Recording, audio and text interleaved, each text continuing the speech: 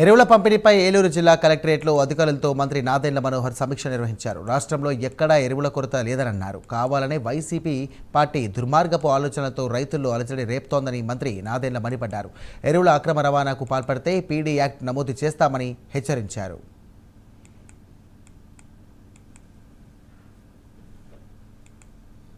Urea పైన గౌరవ శాసనసభ్యులతోటి అదేవిధంగా అధికార యంత్రాంగంతో వాస్తవాలు తెలుసుకోవడమే కాకుండా రైతుకి ఏ విధంగా మేము మేలు చేయాలో కూటమి ప్రభుత్వంగా మాకున్న బాధ్యతని చాలా లోతుగా సమీక్షించుకున్నాం. ఇదొక చిన్న ఉదాహరణ. ఎందుకంటే కేవలం అబద్ధాల ద్వారా రైతుల గుండెల్లో ఒక అలజడి సృష్టించాలని దుర్మార్గమైన రాజకీయ కోణం నుంచి చూసే పార్టీ వైఎస్ఆర్సీపీ పార్టీ. నేను జగన్మోహన్ రెడ్డి గారిని ఈరోజు అడుగుతున్నాను, మా అందరి తరఫున ప్రశ్నించేది ఏంటంటే, నిజంగా మీకు రైతుల పైన ప్రేమ అభిమానం ఉండుంటే ఎందుకు ఎలక్షన్ల ముందు మీరు ధాన్యం కొనుగోలు చేసిన డబ్బులు ఎందుకు మీరు రైతాంగానికి ఎగ్గగొట్టి మీరు వెళ్ళిపోయారు?